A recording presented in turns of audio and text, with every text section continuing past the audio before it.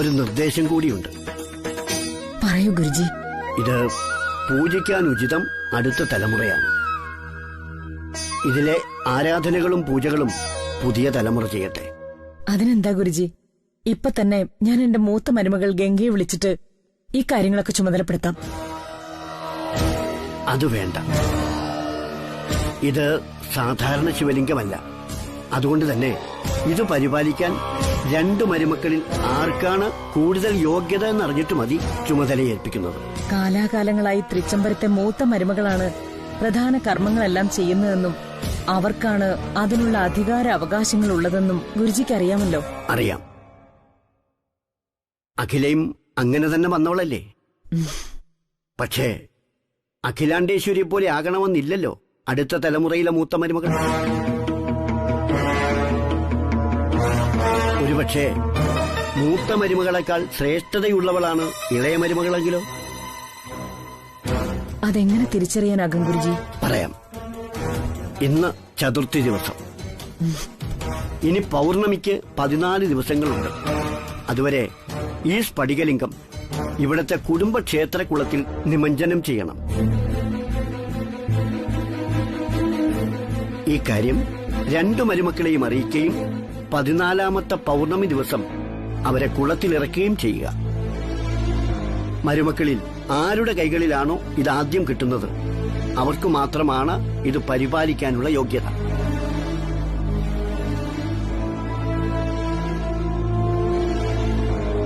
ഗുരുജി പറഞ്ഞതുപോലെ തന്നെ ചെയ്യാം.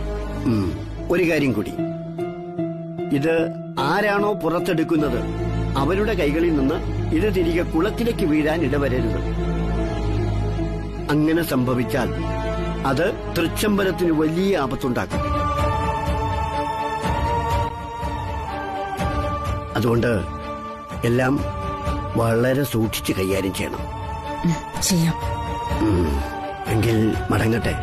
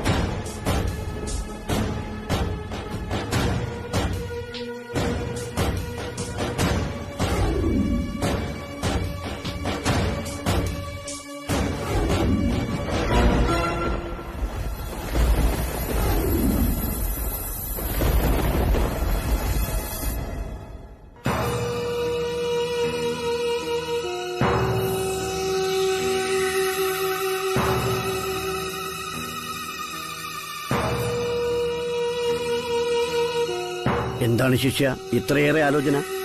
ഇനിയും സംശയങ്ങൾ തീർന്നില്ലേ? ഇല്ല ഗുരുജി, എന്റെ സംശയങ്ങൾ ഇനിയും ബാക്കിയാണ്. എന്താണ് സംശയങ്ങൾ? കേൾക്കട്ടെ. പാചകക്കാരി പെണ്ണ് തൃച്ചംബരത്തെ മൂത്ത മരുമകളാണെന്ന് അവിടുന്ന് പറഞ്ഞു. അതിനെന്താണ്? സ്ഫടികലിംഗം അഖില മേഡത്തിന്റെ കൈകളിൽ കൊടുക്കുകയും ചെയ്തു. അതെ, അതും കൊടുത്തു. അത് മൂത്ത മരുമകളായ ഗംഗയെ കൊണ്ട് പൂജ ചെയ്യിപ്പിക്കാമെന്ന് മേഡം പറഞ്ഞപ്പോ അത് വേണ്ടാന്ന് ഗുരുജി പറയുകയും ചെയ്തു. അതെ, അതൊക്കെ ശരിയാണ്. പക്ഷേ ശിഷ്യന്റെ സംശയം എന്താണ്? അത് ചോദിച്ചുള്ളൂ. പാചകക്കാരി കല്യാണി മൂത്ത മരുമകളാണെന്ന് അഖില മേഡത്തിന് അറിയില്ല. മറ്റു 2 മരുമക്കൾ അവരുടെ കൺമുമ്പിലുണ്ട് താൻ. ഇതിൽ ആരായിരിക്കും സ്ഫടികലിംഗം പൂജിക്കുക? അതാണ് എനിക്ക് മനസ്സിലാവാത്തത്. ഈ സ്ഫടികലിംഗം ഇവിടത്തെ കുടുംബക്ഷേത്രക്കുളത്തിൽ നിമഞ്ജനം ചെയ്യണം. ഈ കാര്യം രണ്ടു മരുമക്കളെയും അറിയിക്കുകയും 14-ാമത്തെ പൗർണമി ദിവസം അവരെ കുളത്തിലിറക്കുകയും ചെയ്യുക. മരുമക്കളിൽ ആരുടെ കൈകളിലാണോ ഇതാദ്യം കിട്ടുന്നത് അവർക്ക് മാത്രമാണ് ഇത് പരിപാലിക്കാനുള്ള യോഗ്യത. ഗംഗയാണോ നന്ദനയാണോ സ്ഫടികലിംഗത്തെ വെച്ച് പൂജിക്കേണ്ടത് എന്നൊരു മത്സരം കൂടിയാണ്. അതായത് തൃച്ചംബരത്തെ പൂർണ്ണ അധികാരിയായി വരാൻ യോഗ്യതയുള്ളവൾ ആരാണ് എന്നറിയാനുള്ള ഒരു മത്സരം.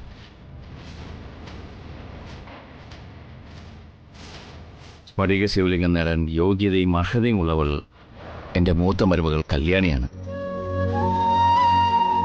പക്ഷേ ഈ മത്സരാർത്ഥികളുടെ ലിസ്റ്റിൽ കല്യാണിയുടെ പേരില്ല.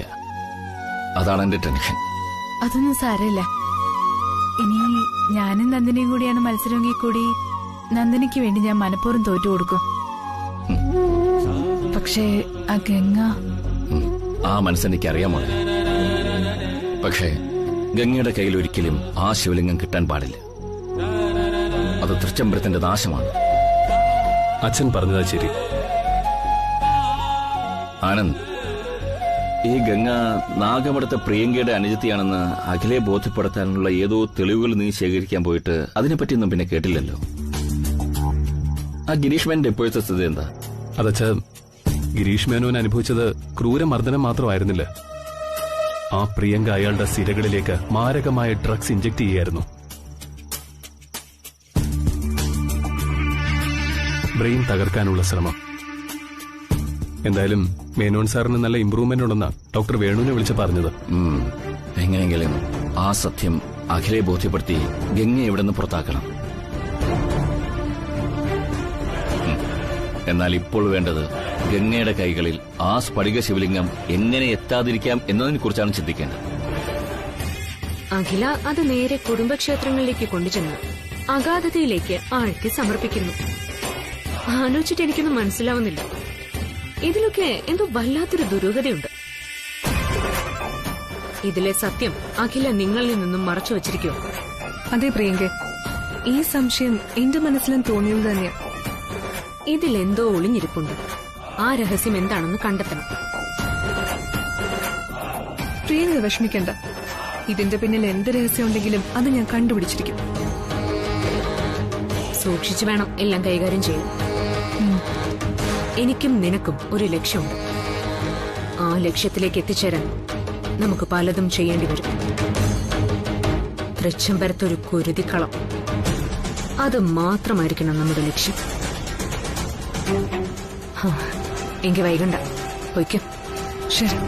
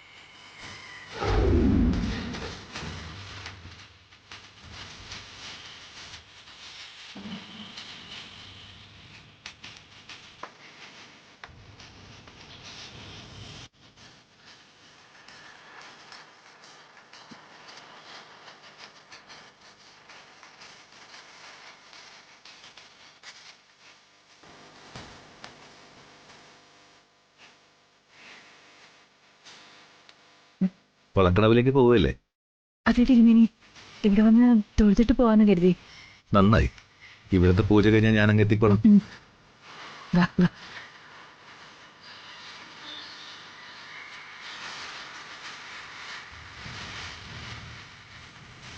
ആന്റിയും മറ്റുള്ളവരും കൊളക്കടവിൽ എത്തും മുമ്പ് നമുക്കവിടെ ഹാജരാവണം. ആനന്ദിന്റെ ജീവന് ആപത്തോ? അതെ. ഗുരുജി എന്തായി പറയുന്നേ? വിഷമിക്കണ്ട, അതിന് പരിഹാരവുമുണ്ട്. അതായത് വരുന്ന പൗർണമി നാൾ വരെ ആനന്ദ് വീട്ടിലോ നാട്ടിലോ ഉണ്ടാകാൻ പാടില്ല. കുടുംബക്ഷേത്രക്കുളത്തിൽ നിന്ന് സ്ഫടികലിംഗമെടുത്ത് തൃച്ചംബരത്ത് കൊണ്ടുവന്ന് പൂജ ആരംഭിക്കുന്നതുവരെ ആനന്ദ് മലയാള ദേശം വിട്ട് മറ്റെവിടേക്കെങ്കിലും മാറി നിൽക്കണം. മറ്റൊരു മാർഗവുമില്ലേ ഗുരുജി? മറ്റു മാർഗങ്ങൾ ഉണ്ടായിരുന്നെങ്കിൽ ഞാനത് പറയുമായിരുന്നല്ലോ. ഇത് ആനന്ദിന്റെ ജീവന്റെ പ്രശ്നമാണ്. അതുകൊണ്ട് പൗർണമി ദിവസം വരെ ആനന്ദ് നാട് വിട്ട് ദൂരെ നിൽക്കണം.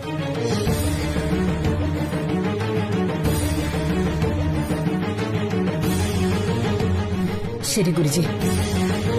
ഗുരുജി പറഞ്ഞതുപോലെ ഞാൻ ആനന്ദിനെ മാറ്റി നിർത്താം. നല്ലത്. എന്നാ ഞാൻ ഇറങ്ങട്ടെ ഗുരുജി. ആയിക്കോട്ടെ.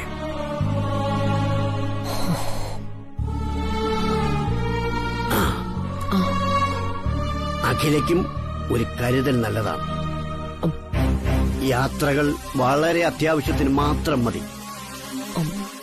ശരി.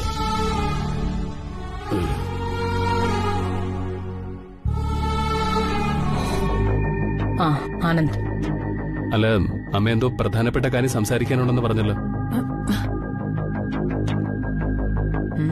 പറയാം. ബിസിനസ്സുമായി ബന്ധപ്പെട്ട് നീ അടിയന്തരമായി മുംബൈ വരെ ഒന്ന് പോണം. എന്താ മാം ഇത്ര അർജന്റായിട്ട്? അല്ല, എന്നാ പോണ്ടത്? നാളെ. നാളെ പോണെന്നോ? അതെ, പുതിയൊരു IT കമ്പനി തുടങ്ങണം. അതിനൊരു അവസരം ഇപ്പൊ വന്നിട്ടുണ്ട്. സോഫ്റ്റ്വെയർ എഞ്ചിനീയേഴ്സിന്റെ ഒരു വിങ് ലണ്ടനിൽ നിന്ന് മുംബൈയിൽ എത്തിയിട്ടുണ്ട്. അവരുമായിട്ട് ഒരു മീറ്റിംഗ് അറേഞ്ച് ചെയ്യണം. ചിലപ്പോ ഒരാഴ്ച നീ അവിടെ നിൽക്കേണ്ടി വരും. അമ്മ എന്താ ഈ പറയുന്നത്? ഒരാഴ്ച മുംബൈയിൽ നിൽക്കാനോ? അതെ, നീ പോയാലേ ശരിയാവൂ. അവിടെ ചിലര് ഞാൻ പറഞ്ഞറിഞ്ഞ പൂരം കാണാൻ കാത്തിരിക്കുക. ഓ, പിന്നെ പോകും മുമ്പ് എന്നെ തേടി വന്ന ആന്റിക്ക് ഞാനൊരു വാക്കുകൂടി തരിക. തൃച്ചംബരത്തെ അഖിലാണ്ടേശ്വരിയുടെ മൂത്ത മകൻ ആനന്ദ് ഇനി തൃച്ചംബരത്തേക്ക് പറന്നു വരുന്നത് സ്വന്തം അമ്മയുടെ ചന്ദനപ്പട്ടയ്ക്ക് തീ കൊളുത്താൻ വേണ്ടിയായിരിക്കും. ഇത് പ്രിയങ്കയുടെ ശപഥം. അഖിലയുടെ ആത്മാവ് മോക്ഷം കിട്ടാതെ ആകാശത്തേക്ക് ഉയരുമ്പോ ഞാൻ ഗംഗയിലോ നർമ്മദയിലോ മുങ്ങി ഒരു കൈക്കുടം വെള്ളമെടുത്ത് അന്ത്യോദകം അർപ്പിക്കും. അഖിലയ്ക്ക് വേണ്ടിയല്ല, നാഗമഠത്തെ എന്റെ പൈതൃകങ്ങളുടെ ആത്മാവിന്റെ മോക്ഷത്തിനു വേണ്ടി മാത്രം. ഒപ്പം തൃച്ചംബരത്തെ പുതിയ മഹാറാണിയുടെ അഭിഷേകത്തിന് ഗംഗോത്രിയിൽ നിന്നും യമുനോത്രിയിൽ നിന്നും പുണ്യജലം. ആന്റിക്ക് വിശ്വസിക്കാം. ഞാൻ വിശ്വസിക്കുന്നു. ഞാൻ തൃച്ചംബരത്തേക്ക് മടങ്ങുന്നത് ഈ വാക്കുകൾ കൊണ്ട്. നിന്റെ വാക്ക് പ്രവൃത്തിയാണെന്ന് ഉറപ്പുള്ളതുകൊണ്ട് സന്തോഷത്തോടെ. Good night aunty. See you soon.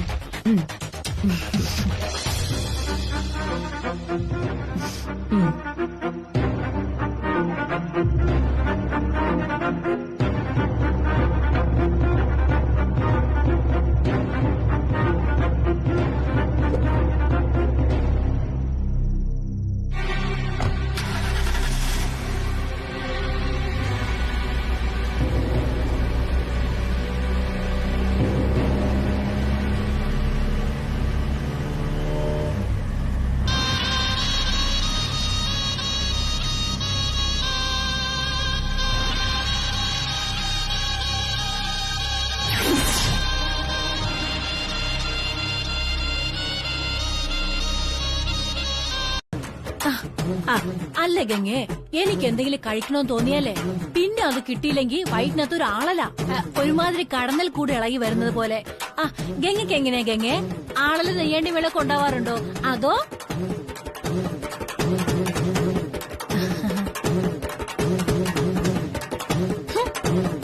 അവൾക്കത്ര പിടിച്ചില്ലാന്ന് തോന്നുന്നു. ഇതൊക്കെയാണ് വിലാസിനാണ്ടി ഇവിടെ വേണമെന്ന് ഞാൻ പറയുന്നത്. എനിക്കൊരു സാധനം കിട്ടിയില്ലെന്നറിഞ്ഞ ആന്റി അപ്പൊ തന്നെ ഈ കിച്ചണിൽ നിന്ന് വിപ്ലവം ഉണ്ടാക്കിയത്. ആന്റി പോയതോടെ ഞാൻ അങ്ങനാതെയായിപ്പോയി.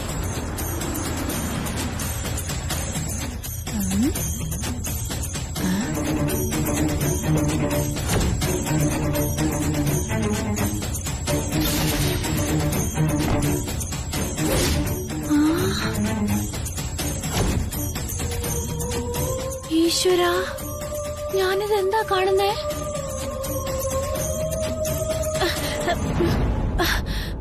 വിശപ്പ് വന്നാ ഇങ്ങനെ തോന്നും നമുക്ക്. വിലാസൻ ആന്റി,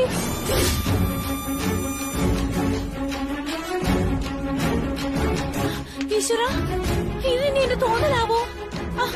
എങ്ങനെ വിലാസൻ ആന്റി പോലൊരു സ്ത്രീ.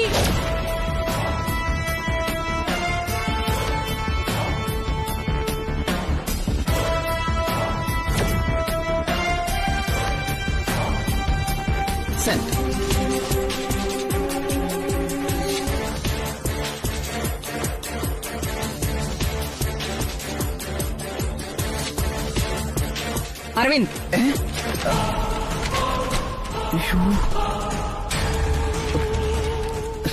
അമ്മേ,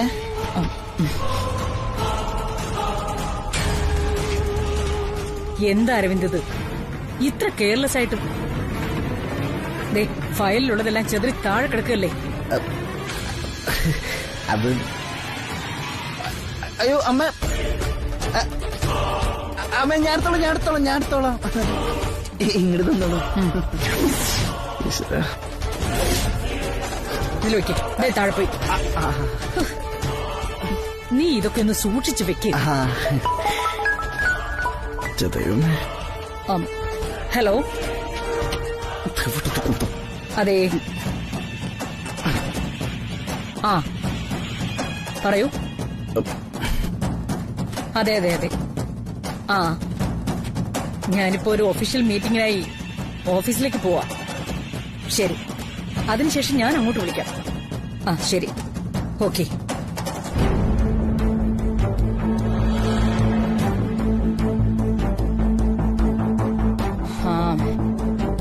അരവിന്ദ്, എന്താ ടെക്സ്റ്റൈൽ മീറ്റിംഗിന്റെ ഒരു ഫയൽ ആനന്ദ് നിന്നെ ഏൽപ്പിച്ചിരുന്നു. ഇപ്പൊ മാനേജർ എന്നെ വിളിച്ചിരുന്നു. ഏൽപ്പിച്ചിട്ടുണ്ടായിരുന്നു. ആ ഫയലിങ്ങെടുത്ത്.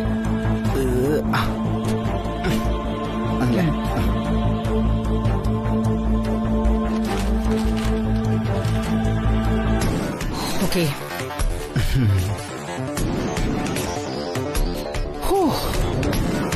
രക്ഷപ്പെട്ടു. ഇനി ഇതിവിടെ ഇരുന്നാ ശരിയാവില്ല. ഇവിടെ ഇരുന്നേ.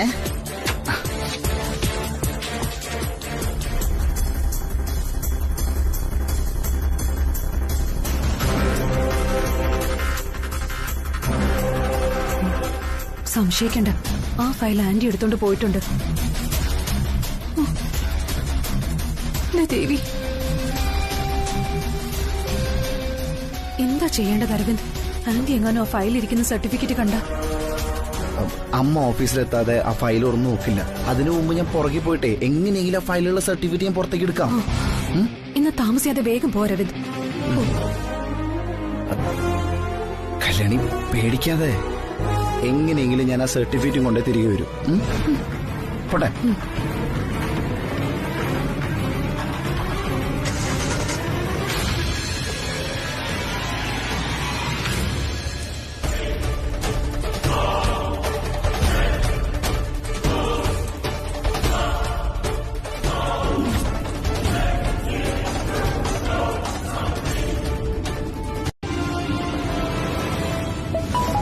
ഹലോ. ഹലോ. എനിക്കൊന്നും കേൾക്കുന്നില്ല. ഹലോ, ഞാൻ ഓഫീസിലേക്ക് പോയിക്കൊണ്ടിരിക്കുക. ഹലോ. ഹലോ അമ്മ. ഹലോ അരവിന്ദ്.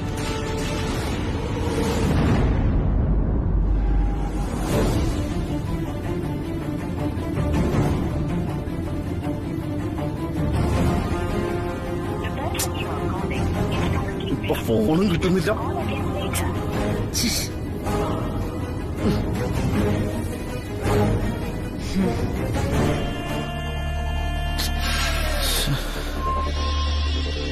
അമ്മ ഇനി ഈ വഴിക്കായിരിക്കോ ഓഫീസിൽ പോയത്? അങ്ങോട്ട് പോയി നോക്കാം.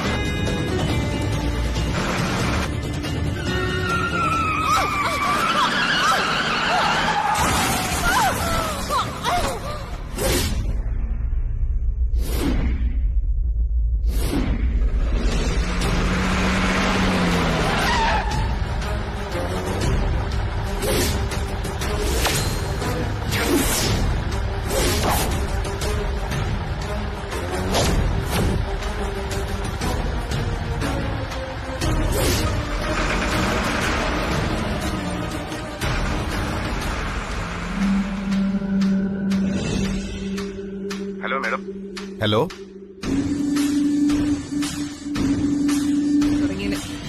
സ്പോട്ടിൽ തീർക്കാനാ പ്ലാൻ ചെയ്തത്. നശിച്ച ലോറി ഡ്രൈവറുടെ പിടിപ്പുകേടുകൊണ്ടാ എല്ലാ പ്ലാനും പൊളിഞ്ഞത്. ലോറി ഇടിക്കാതെ കാറ് വെട്ടിച്ചു മാറ്റി മരത്തിലിടിച്ചെന്നാ ഡ്രൈവർ പറഞ്ഞത്. അഖിലാണ്ടേശ്വരിയുടെ ഇപ്പോഴത്തെ സ്റ്റേജ് എന്താ? ഹെഡ് ഇഞ്ചുറിയാ, സാരമാക്കാനില്ല. പക്ഷേ ഇന്റേണൽ ബ്ലീഡിംഗ് ഉണ്ടെന്ന ഡോക്ടർ പറഞ്ഞു. പെട്ടെന്ന് സർജറി വേണോത്രേ. ഓ, അപ്പോ അഖിലാണ്ടേശ്വരിയുടെ കണ്ടീഷൻ അല്പം സീരിയസ് ആണെന്നർത്ഥം. അവസ്ഥയൊക്കെ സീരിയസ് തന്നെയാ. പക്ഷേ പണക്കൊഴുപ്പോണ്ട് ലോകത്തിന്റെ ഏതെങ്കിലും മൂലയിന്ന് സ്പെഷ്യൽ ഡോക്ടർ, ചീഫ് ഡോക്ടർ എന്നൊക്കെ പറഞ്ഞ് ആരെങ്കിലും കൂട്ടിക്കൊണ്ടുവന്ന് ജീവൻ കൊടുക്കും. അതാണല്ലോ പ്രശ്നം. അങ്ങനെ സംഭവിക്കരുത്. അങ്ങനെ സംഭവിക്കാൻ പാടില്ല. ഹോസ്പിറ്റലിൽ നിന്നും പെരുവിരലും കൂട്ടിക്കെട്ടി വെള്ളയിൽ പൊതിഞ്ഞു വേണം അഖിലാണ്ടേശ്വരി തൃച്ചംബരത്തേക്ക് പോവാൻ. ഞാനും അത് തന്നെ ആഗ്രഹിക്കുന്നത്. പക്ഷേ എന്ത് സംഭവിക്കുന്ന അറിയാൻ വയ്യല്ലോ. ആ ലോറി ഇടിച്ച് സ്പോട്ടിൽ തീർന്നിരുന്നെങ്കിൽ ഇപ്പൊ പട്ടട കത്തി തീർന്നേനെ. ചത്തൊടുങ്ങിയില്ലെങ്കിൽ കൊല്ലണം. ഇതെനിക്ക് കിട്ടിയ സുവർണ അവസരവും. ഇത് ഞാൻ മിസ്സാക്കില്ല. കല്യാണി ഇങ്ങനെ ഇരുന്ന ആന്റിക്കാണ് ആപത്ത്. അതുകൊണ്ട് ഇത് കുടിക്കും. കുടിക്കുക കല്യാണി, പറയുന്ന ഒന്ന് കേക്ക്. രക്തം കൊടുത്തില്ലെങ്കിൽ അവർ ഓപ്പറേഷൻ നടത്തില്ല, അതുകൊണ്ടാ. കുടിക്കേ. ആ കുടിക്കേ.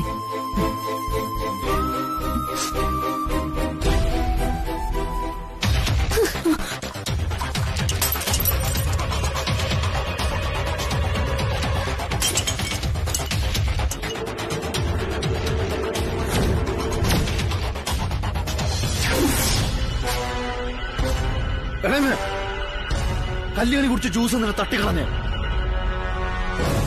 ആന്റി, നിങ്ങൾ എന്തായി കാണിച്ചത്? കല്യാണി എന്തെങ്കിലും കുടിച്ചാലേ അഖിലാന്റിക്ക് ബ്ലഡ് കൊടുക്കാൻ പറ്റുള്ളൂ. അത് ആന്റി എന്തിനാ തട്ടിക്കളഞ്ഞത്? നന്ദന, ആർക്ക് രക്തം കൊടുക്കുന്നു? തൃച്ചംബരത്തെ അഖിലാണ്ടേശ്വരിക്ക് ഏതോ ഒരു അടുക്കളക്കാരി രക്തം കൊടുക്കുന്നു.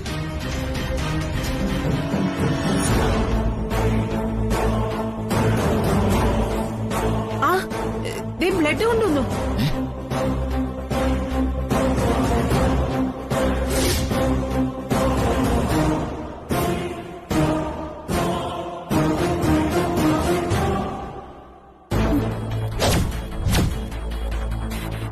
ബ്ലഡ് വരുമ്പോ ആരോ രണ്ടുപേരും ഉണ്ടാവുമെന്ന് പ്രിയങ്ക പറഞ്ഞിട്ട്.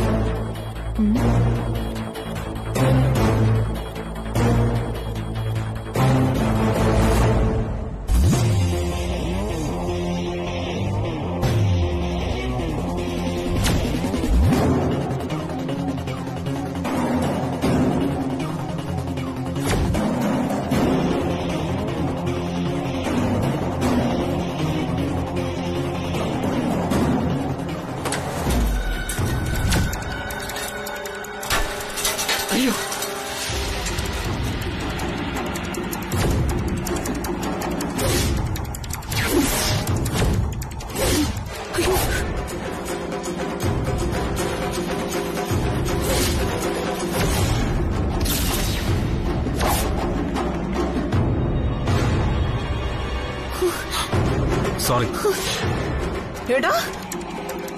എടാ മഹാഭാവി, എന്താ ഈ കാണിച്ചത്? എന്ത് മര്യാദ കേടാ.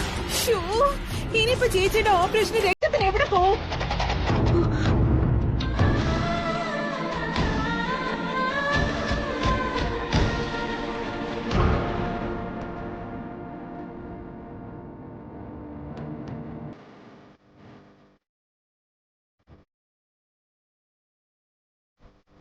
അച്ഛാ,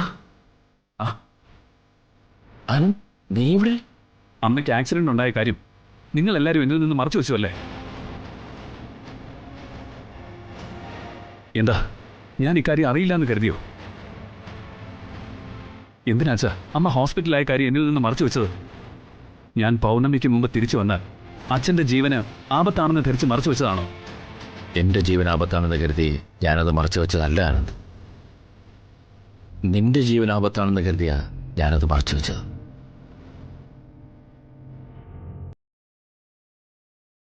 എന്റെ ജീവൻ ആപത്തോ? എന്താ അച്ഛാ ഈ പറയുന്നത്? പറയാം. എന്റെ ജീവൻ അപകടമാണെന്ന് അമ്മ നിന്നോട് പറഞ്ഞത് നുണയായിരുന്നു. ഗുരുജി പറഞ്ഞത് അങ്ങനെയല്ല.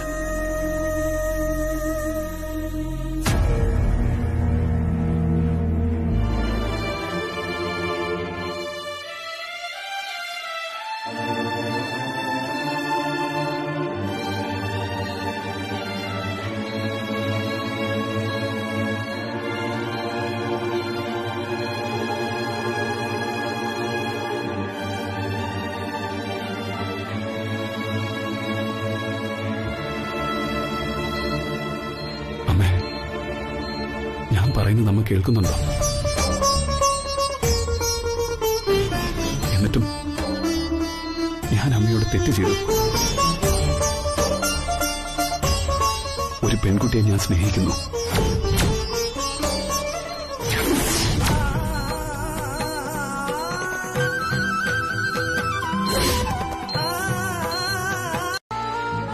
അഖില മേഡത്തിന്റെ കിടപ്പ് കണ്ടിട്ട് എനിക്ക് സഹിക്കുന്നില്ല. അഖില മേഡത്തിന്റെ ജീവന് ഒരാപത്തും വരത്തില്ലേ ദേവി? അതിനു പകരം എന്റെ ജീവൻ എടുത്തോളൂ. ഞാനാ പാപി. ഇനി എനിക്ക് നശിച്ച ജന്മം വേണ്ട. അത് തിരികെ എടുത്ത് എന്റെ മേഡത്തിന്റെ ജീവൻ രക്ഷിക്കണം.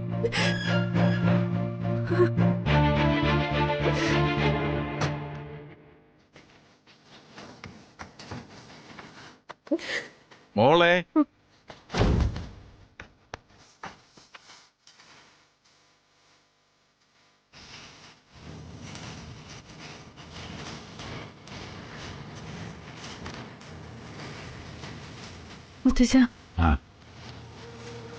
വന്നപ്പോ മുതൽ ഞാൻ നിന്നെ ശ്രദ്ധിക്കുകയായിരുന്നു. വല്ലാതെ മനസ്താപം അനുഭവിക്കുന്നുണ്ടല്ലേ? ഈ മുഖം അത് വിളിച്ചു പറയുന്നു. ഞാൻ ദൈവത്തെ പോലെ കരുതുന്ന എന്റെ അഖില മേഡം അപകടത്തിൽപ്പെട്ട് ഹോസ്പിറ്റലില. അതിന് കാരണക്കാരി ഞാനാ. കുഞ്ഞേ, നടന്നതും നടന്നുകൊണ്ടിരിക്കുന്നതും നടക്കാൻ പോകുന്നതുമായ എല്ലാ കാര്യങ്ങൾക്കും മനുഷ്യനല്ല കാരണക്കാരൻ. അനാദിമധ്യന്തങ്ങളില്ലാതെ അനന്തവും അജ്ഞേയവും അതിദുരൂഹമായി സഞ്ചരിക്കുന്ന കാലപുരുഷൻ. അവന്റെ കൈകളിലെ വിളയാട്ട് വമ്പരങ്ങൾ മാത്രമാണ് മനുഷ്യർ, വെറും മരപ്പാവകൾ.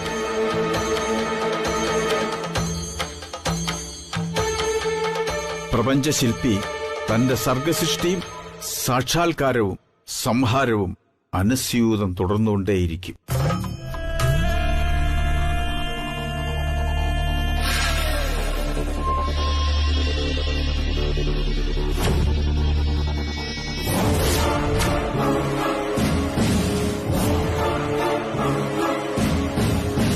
കാറിനെ ഇടിച്ചു തെറിപ്പിക്കുമായിരുന്നു. ഡ്രൈവർ പെട്ടെന്ന് ബുദ്ധിപൂർവ്വം കാർ റോഡിൽ നിന്നും പുറത്തേക്ക് വെട്ടിച്ചതുകൊണ്ടാണ് മാഡം മരണത്തിൽ നിന്ന് രക്ഷപ്പെട്ടത്. അല്ല, ആ ലോറിയുടെ നമ്പർ കിട്ടിയോ? ഞാൻ ആദ്യം അന്വേഷിച്ചത് അതായിരുന്നു. പക്ഷേ ലോറി നമ്പർ ഫേക്കാണ്. ഡ്രൈവറെ കുറിച്ചോ? കിട്ടിയിട്ടില്ല. അന്വേഷിക്കുകയാണ്. 2 ദിവസത്തിനകം അവനെ കണ്ടെത്തും. പക്ഷേ ഇത് ആസൂത്രിതമാണെന്ന് നമുക്കിപ്പോ പറയാൻ പറ്റില്ല. നമ്മുടെ കയ്യിൽ മതിയായ തെളിവുകളില്ല. ചിലപ്പോ അബദ്ധം പറ്റിയതാണെന്നും വരാം. ഏതായാലും ഞങ്ങൾ അന്വേഷണം വേഗത്തിലാക്കിയിരിക്കുകയാണ്. Thank you sir. തരൂ.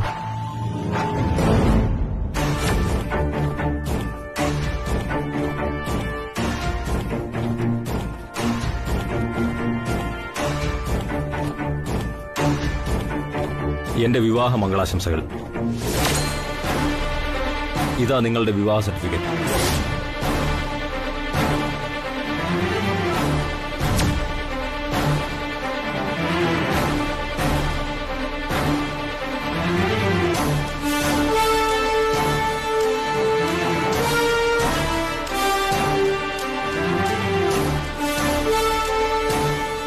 എല്ലാവരെയും അറിയിച്ചുള്ള വിവാഹ ഫംഗ്ഷനിൽ എന്നെ ക്ഷണിക്കുമെന്ന് ഞാൻ വിശ്വസിക്കുന്നു. തീർച്ചയായും. നമ്മുടെ ക്ലാസ്മേറ്റ്സ് അല്ലേ ചാ, മറക്കാൻ പറ്റുമോ? കാറിൽ സീറ്റുകൾക്കിടയിൽ കിടന്നാണിത്. കൂടെ ഈ ഫയലുകളും. ഇത് ആനന്ദിന്റെ പേഴ്സണൽ മാറ്റർ ആയത് കാരണം ആരും കാണണ്ടെന്നും കോടതിക്ക് കൈമാറണ്ടെന്നും കരുതി ഞാനിതിങ്ങ് മാറ്റി. ആരും അറിഞ്ഞിട്ടില്ല. Thank you sir. നമുക്കിനിയും കാണാം. കുറച്ച് തിരക്കുണ്ട്. Airport duty. കേന്ദ്രമന്ത്രിയുടെ escort. Okay, thank you. Okay.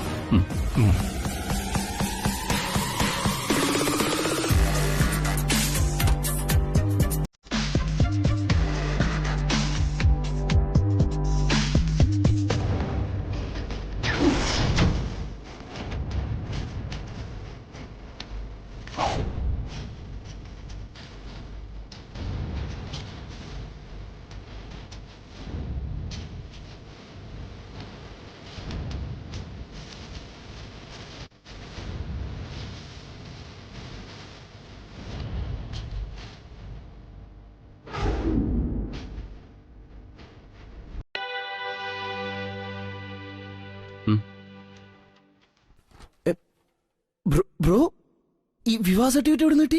Police സ്റ്റേഷനിൽ നിന്ന്.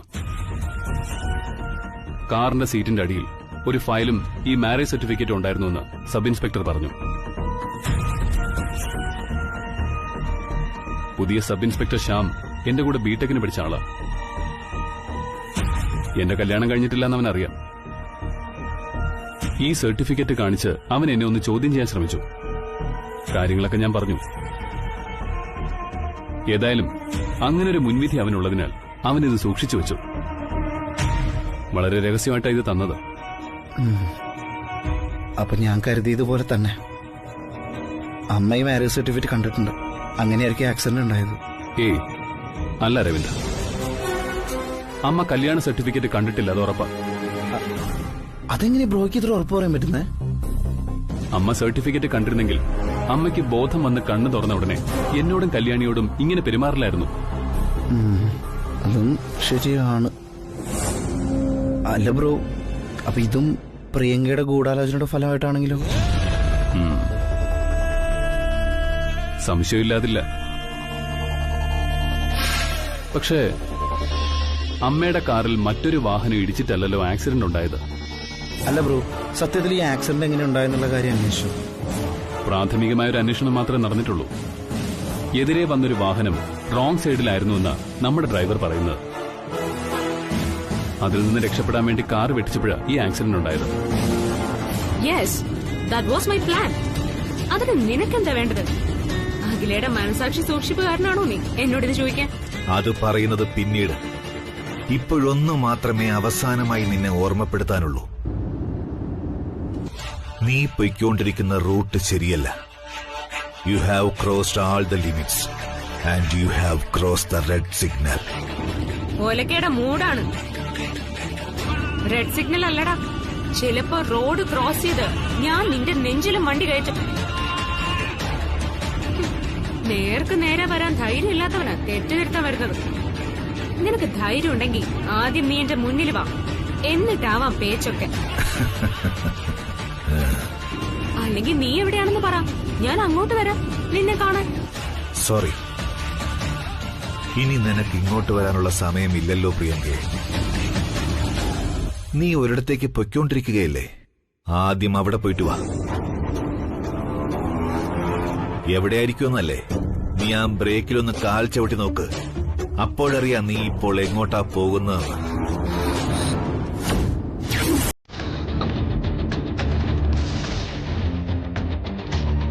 നിൽക്കുന്ന കണ്ടില്ലേ എന്റെ കല്യാണി.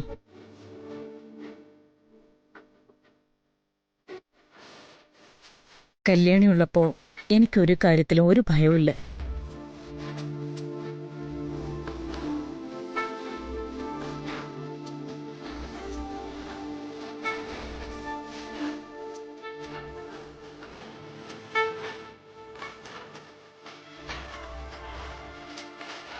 എന്താ അങ്ങ് ദൂരെ മാറി നിൽക്കുന്നേ?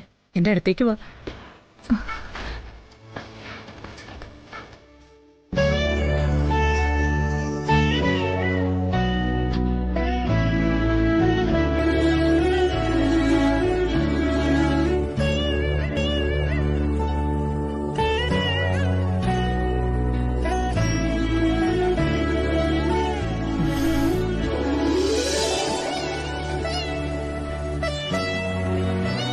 എന്റെ ജീവൻ പോയാലും വേണ്ടില്ല, എന്റെ അഖില മേഡത്തിന്റെ ജീവൻ രക്ഷിക്കണമെന്ന് പറഞ്ഞ് ഡോക്ടറോട് തർക്കിച്ച് എന്റെ ജീവൻ രക്ഷിച്ച നിന്നെ കുറിച്ച് ഓർക്കുമ്പോ എനിക്ക് എന്തൊരു അഭിമാനമാണെന്നറിയൂ.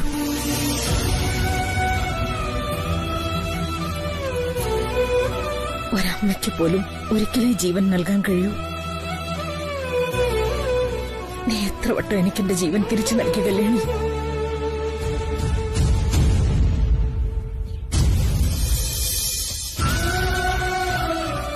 നന്ദി, ഒരുപാട് നന്ദി.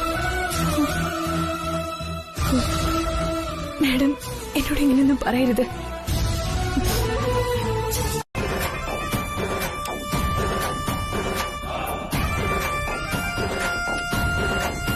ഇതിങ്ങനെ വിട്ട പറ്റില്ല ആന്റി. ഇതിനുടൻ എന്തെങ്കിലും ചെയ്തേ പറ്റൂ. അതൊക്കെ ഞാൻ ചെയ്തോളാം. നീ സമാധാനായിട്ടിരിക്കെ.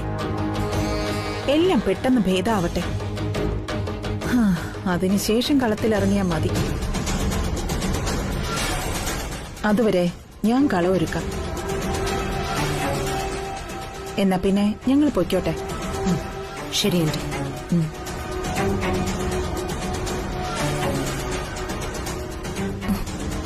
പ്രിയങ്കേ, ചെല്ല.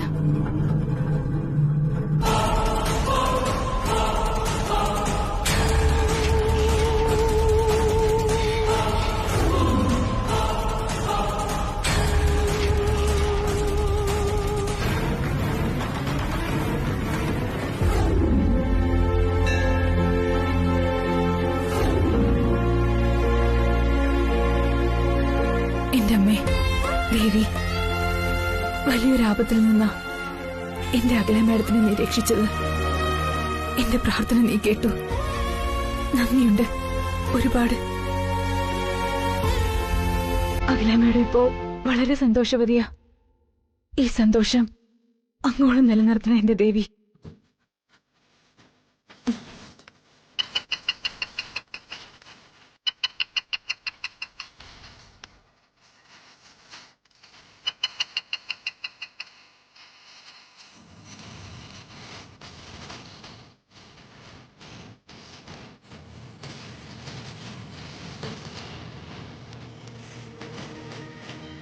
അതൊരു ഗൗളി ചലച്ചതാ മോളെ. മുത്തച്ഛ, ഗൗളി ചിലച്ചതുപോലും നിന്നിൽ ഭയമുണ്ടാക്കുന്നു. അപ്പോൾ എത്രമാത്രം നിന്റെ മനസ്സിൽ ഉത്കണ്ഠയുണ്ടെന്ന് ഞാൻ അറിയുന്നു.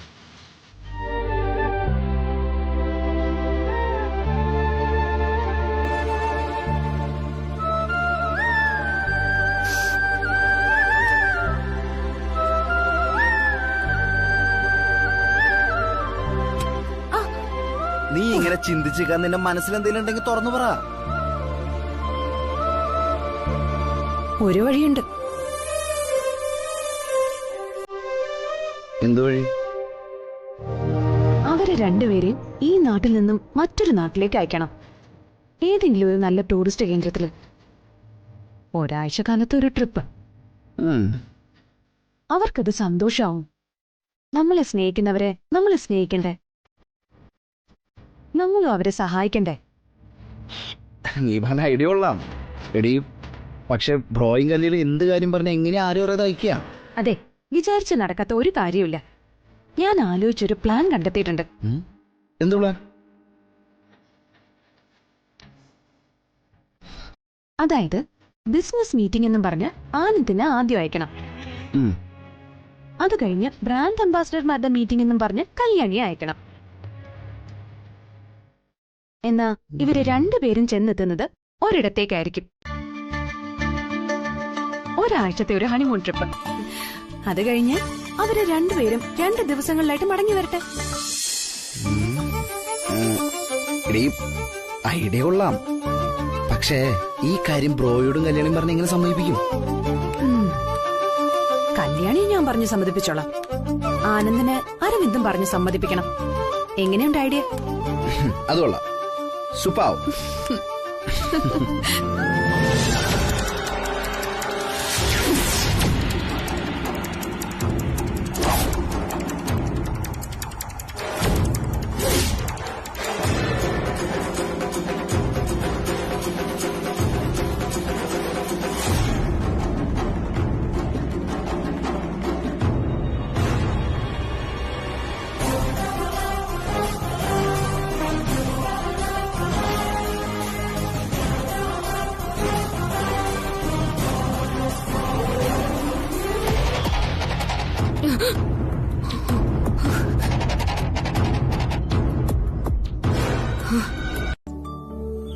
കല്യാണി, നിന്നെ കാണാൻ ഞാൻ കിച്ചണിൽ പോയി, അവിടെ കണ്ടില്ല.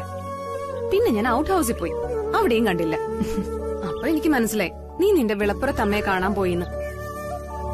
എന്താ വിശേഷിച്ച്? ഒരു കാര്യം ചോദിക്കട്ടെ, കല്യാണി തൃച്ചംബരത്തെ ആരാ? അതെന്ത് ചോദ്യ? ഞാനിവിടുത്തെ അടുക്കളക്കാരി. അയ്യോ അല്ല, അല്ലെങ്കിൽ വേണ്ട, ബ്രാൻഡ് അംബാസിഡർ. എന്താ പോരെ? അല്ല, കല്യാണി തൃച്ചംബരത്തെ മൂത്ത മരുമകള്, ആനന്ദിന്റെ ഭാര്യ. അഖിലാന്റിക്ക് ശേഷം ഈ തൃച്ചംബരത്തിന്റെ അവകാശി. എന്നെ കാത്തുനിന്ന കാര്യം പറ. അത് തന്നെയാ പറയുന്നത്. നീ എന്നെ സംസാരിക്കാനൊന്ന് അനുവദിക്കേ. ഞാൻ പറയുന്നത് മുഴുവനൊന്ന് കേക്ക്. ശരി, പറയ്. സത്യത്തിൽ നീയും ഞാനുമാണ് കല്യാണി കുളത്തിൽ മുങ്ങി ശിവലിംഗം എടുക്കേണ്ടത്.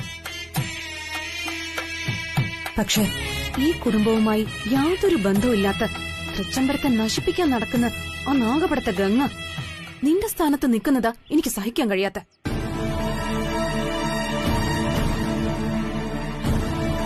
അപ്പോ നാളെ നിങ്ങൾ എല്ലാരും കൂടി അമ്പലത്തിലേക്ക് പോവല്ലേ? ഞങ്ങളെല്ലാവരും അമ്പലത്തിലേക്ക് പോകുന്നു.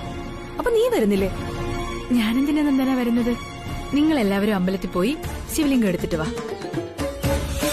ആ ഗംഗയുടെ കയ്യിൽ ശിവലിംഗം കിട്ടാതിരിക്കാൻ ഞാൻ ഇവിടെ നിന്ന് ദൈവത്തോട് പ്രാർത്ഥിച്ചോളാം. നീ ഇങ്ങനെ പറയുള്ളൂ എന്ന് എനിക്ക് അറിയാം കല്യാണി. നീ തൃച്ചംബരത്തുനിന്ന് മാറി നിൽക്കേണ്ടവളല്ല. നീ ഞങ്ങളുടെ കൂടെ അമ്പലത്തിലേക്ക് വരുന്നു. ഇത് പറയാനാ ഞാനിവിടെ കാത്തു നിന്നത്. വേണ്ട, ഞാൻ വന്ന ആ വിലാസിനിമയുടെ എന്തെങ്കിലുമൊക്കെ കാട്ടിക്കൂട്ടും. അത് മതി അഖില മാഡത്തിന് എന്നോട് ദേഷ്യം തോന്നാൻ. അതുകൊണ്ട് ഞാൻ വരുന്നില്ല. നിങ്ങളൊക്കെ പോയിട്ട് വാ. എന്താ കല്യാണി, നീ വന്നേ പറ്റൂ. ഉറപ്പായും ആ ശിവലിംഗം കിട്ടേണ്ടത് നിന്റെ കയ്യില. അതുകൊണ്ട് നീ വന്ന നിന്റെ കാര്യത്തിൽ ദൈവം എന്ത് നിശ്ചയിച്ചിട്ടുണ്ടെന്ന് തിരിച്ചറിയാൻ പറ്റും. നന്ദന എന്നോടുള്ള സ്നേഹം കൊണ്ട് എങ്ങനെയൊക്കെ പറയുന്നത്? ഞാൻ വന്നിട്ട് എന്ത് ചെയ്യാനാ? നീ ഇവിടെ വന്ന എന്തിനാണെന്ന് അഖില മേഡം ചോദിച്ചാ എന്തുത്തരാ പറയാ? എല്ലാവരുടെയും മുന്നില് ഞാൻ വീണ്ടും അപഹാസ്യാവും. അതുകൊണ്ട് അത് വേണ്ട. ഞാൻ പറഞ്ഞിട്ടാണ് നീ വന്നതെന്ന് ഞാൻ പറഞ്ഞോളാം, ഒരു സഹായത്തിന്. അതിനെന്റെ എതിരൊന്നും പറയില്ല. അല്ല, നിങ്ങൾ രണ്ടുപേരും അല്ലേ കുളത്തിലിറങ്ങാൻ പോകുന്നത്? വെറുതെ കരയില് കൈയും കെട്ടി നിൽക്കുന്ന എന്റെ കയ്യിൽ എങ്ങനെയാ ശിവലിംഗം കിട്ടണേ? ആന്റി താലി എടുത്തു തന്ന് ആനന്ദ് നിന്റെ കഴുത്തിൽ താലി കിട്ടുമെന്ന് നീ കരുതിയിരുന്നോ? ആരോരും അറിയാതെയാണെങ്കിലും അത് നടന്നില്ലേ? ഈ പ്ലാൻ ഫലവത്താക്കി ഇന്നത്തെ ദിവസം അഖിലാണ്ടേശ്വരി ഒരിക്കലും മറക്കാത്തൊരു പൗർണമി നാളാക്കി മാറ്റിയാലേ ഈ പ്രിയങ്കയ്ക്ക് ഉറക്കം വരും. എങ്ങനെയൊക്കെ പ്രിയങ്ക നിന്റെ പ്ലാൻ? അറിയാനൊരു ആകാംക്ഷ, അതുകൊണ്ട് ചോദിച്ചത്. ആ സ്ഫടികലിംഗം കണ്ടെത്താൻ ഗംഗയും നന്ദനയും കുളത്തിൽ മുങ്ങുമ്പോ എന്റെ ആളൊരുത്തൻ ആരും അറിയാതെ കുളത്തിന്റെ ആഴത്തിലേക്ക് ഊഴിയിട്ട് ഇറങ്ങും. കുളത്തിനടിയിൽ വെച്ച് അവൻ തീർക്കും നന്ദനെ.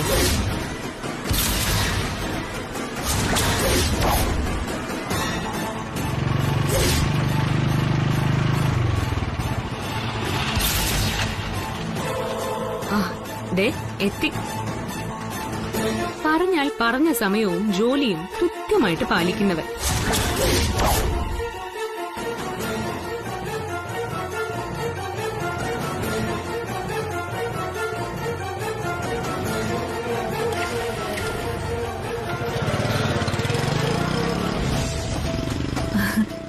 കേട്ടോ, ആ നന്ദന് നമ്മുടെ കൂടെ നിന്നിരുന്നെങ്കിൽ അവക്ക് അവളുടെ ആയുസ് പോകാതെയെങ്കിലും നോക്കായിരുന്നു. അതിരിക്കട്ടെ, ആനന്ദിനെയും അരവിന്ദിനെയും ഒന്നും കണ്ടില്ലല്ലോ. അവരെവിടെ? ആ, ഈ പൂജയിൽ തൃച്ചംബരത്തെ പുരുഷന്മാർക്കാർക്കും പങ്കെടുക്കാൻ പറ്റില്ല, അതുകൊണ്ട് അവര് വരില്ല. അതെന്തായാലും നന്നായി. ഇന്ന് എല്ലാ കാര്യങ്ങളും നമുക്ക് അനുകൂലം ആന്റി. പ്രത്യേകിച്ച് ആനന്ദ് ഇല്ലാത്തതുകൊണ്ട് നമ്മുടെ പ്ലാൻ എല്ലാം വളരെ ഈസി ആയിട്ട് നടത്താം. അയ്യോ പ്രിയങ്കേ, അവിടെ ഇപ്പൊ അഖില ഗംഗയെ തിരക്കുന്നുണ്ടാവും. ഞങ്ങൾ എന്നാ അങ്ങോട്ട് ചെല്ലട്ടെ?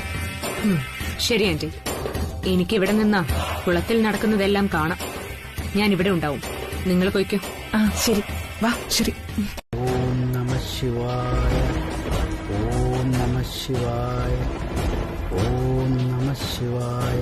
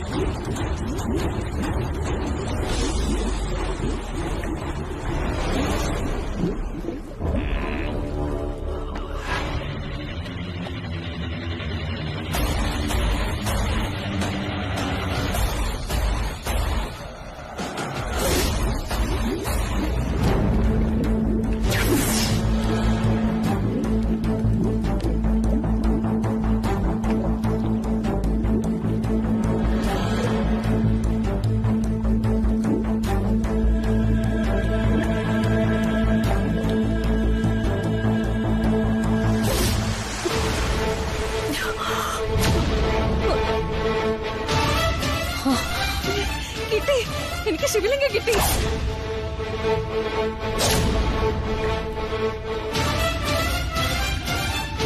അയ്യോ,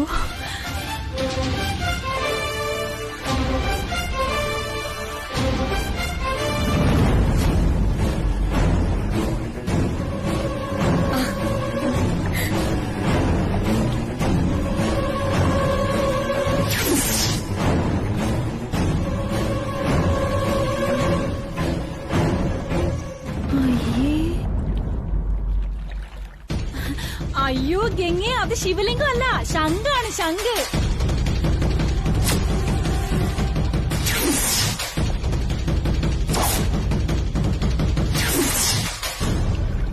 ശിവലിംഗം എടുക്കാൻ പോയവരെ കുറിച്ച് ഒരു വിവരമില്ലല്ലോ ആനന്ദ്. എനിക്കെന്തോ ഒരു ടെൻഷൻ. നീ അമ്മയൊന്ന് വിളിച്ചോ. അമ്മ തിരക്കിലായിരിക്കും. ഞാൻ കല്യാണി വിളിക്കാം.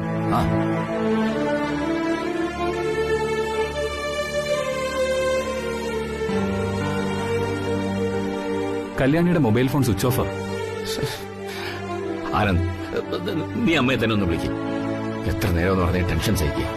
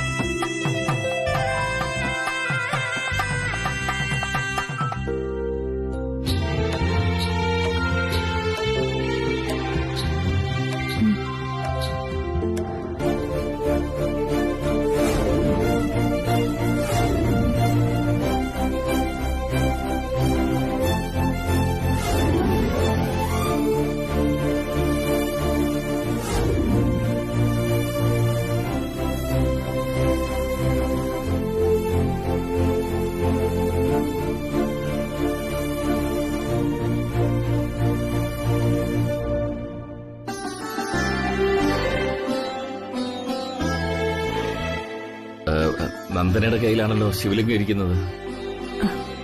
സ്ഫടിക ശിവലിംഗം കിട്ടിയത് നന്ദനയ്ക്കാണോ? അല്ല, അത് അതെ സാർ, ശിവലിംഗം കിട്ടിയത് നന്ദന മാഡത്തിനാ.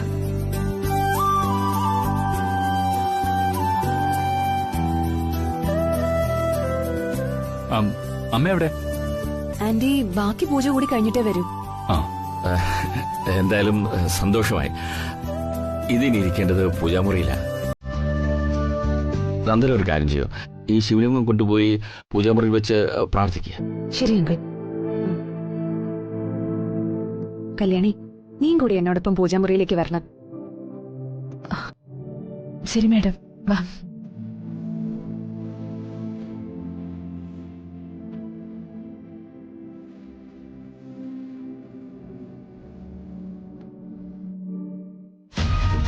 വാ.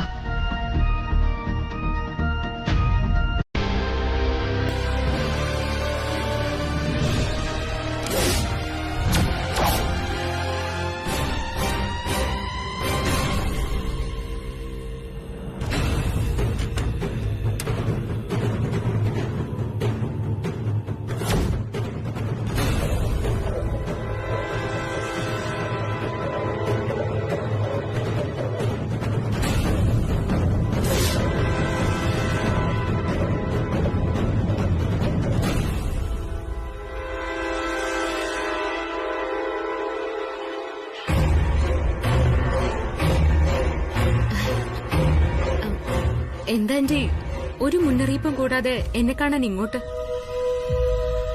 ഒന്ന് ഫോൺ ചെയ്തിരുന്നെങ്കിൽ ഞാൻ ആന്റി ഇരിക്കുന്ന സ്ഥലത്തേക്ക് ഓടി വരുമായിരുന്നല്ലോ. എന്തായാലും പേഴ്സണൽ കാര്യമായിട്ട് ആന്റി എന്നെ തിരക്കി വരുമെന്ന് എനിക്ക് ധാരണയില്ല. എന്തെങ്കിലും ബിസിനസ് കാര്യമായിട്ടായിരിക്കും ഈ വരവല്ലേ? എന്താ ആന്റി, ശരിയല്ലേ? യമദേവനെ ആരെങ്കിലും ഫോൺ ചെയ്തു വരുത്തൂ? ഇല്ല. സമയമാകുമ്പോ യമദേവൻ കൊണ്ടുപോകേണ്ടവരെ തേടിയെത്താറാണ് പതിവ്.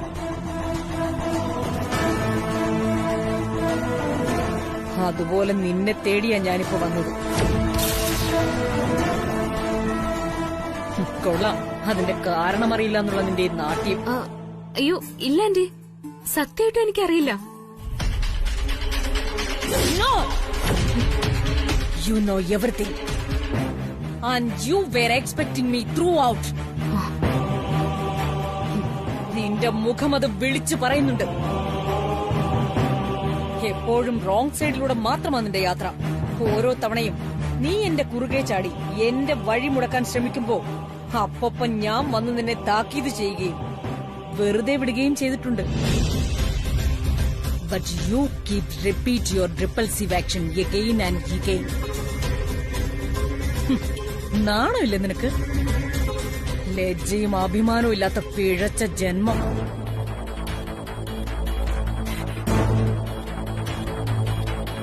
എന്റെ ജന്മലക്ഷ്യം എന്താണെന്നുള്ളത് എനിക്ക് വ്യക്തമായിട്ട് അറിയാം. അതിരിക്കട്ടെ, ഇപ്പൊ എന്നെ താക്കീത് ചെയ്യാനും പകരം വീട്ടാനും ഒക്കെ ഇറങ്ങി തിരിച്ചത് എന്തിനാണെന്ന് എനിക്ക് ഇനിയും മനസ്സിലാവുന്നില്ല. ഞാൻ എന്ത് തെറ്റ് ചെയ്തു? നീ തൃച്ചംബരത്തെ കുടുംബക്ഷേത്രത്തിലെ കുളക്കടവിൽ വന്നത് എന്താ ഞാൻ അറിയില്ലെന്ന് കരുതിയോ? ശ്ശോ, എന്താ ആന്റി, എനിക്ക് ക്ഷേത്രത്തിൽ വരാൻ എന്തെങ്കിലും വിലക്കുകളുണ്ടോ? ഞാൻ വന്നതേ ദൈവസന്നിധിയിൽ പ്രാർത്ഥിക്കാനാ. നീയോ പ്രാർത്ഥിക്കാനോ? അതും തൃച്ചംബരത്തെ കുടുംബക്ഷേത്രത്തിൽ. തൃച്ചംബരത്തെ എക്കാലത്തെയും ബദ്ധശത്രുവായ നാഗമടത്തെ പ്രിയങ്ക ഞങ്ങളുടെ കുടുംബക്ഷേത്രത്തിൽ പ്രാർത്ഥിക്കാൻ വന്നു എന്ന് പറഞ്ഞാൽ അത് കണ്ണുടച്ച് വിശ്വസിക്കാൻ നിന്നെപ്പോലെ ഞാൻ വിഡ്ഢിയൊന്നുമല്ല. ക്ഷേത്രക്കുളത്തിൽ മുങ്ങി ശിവലിംഗമെടുക്കാൻ ഇറങ്ങിയ എന്റെ മരുമക്കളെ കൊല്ലാൻ വാടക കൊലയാളിയെ ഏൽപ്പിച്ചിട്ട് അവരെ കൊല്ലുന്നത് കൺകുളിർക്കെ കാണാൻ വേണ്ടി മാത്രം നീ വന്നെത്തിയതാണ്.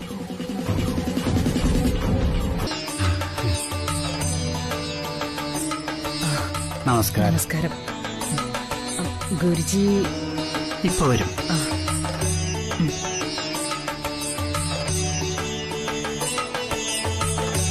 ഗുരുജി വരുന്നു. നമസ്കാരം ഗുരുജി. നമസ്കാരം. ദാസേട്ടാ കൊടുത്തോളൂ.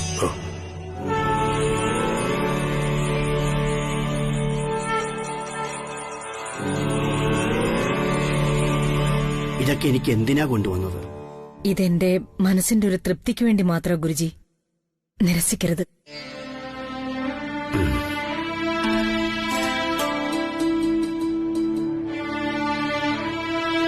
സ്ഫടികലിംഗത്തിന്റെ വിഷയത്തിൽ എന്റെ മനസ്സിൽ ചില സംശയങ്ങളും ചില കുഴപ്പങ്ങളും ഉണ്ടായിട്ടുണ്ട് ഗുരുജി.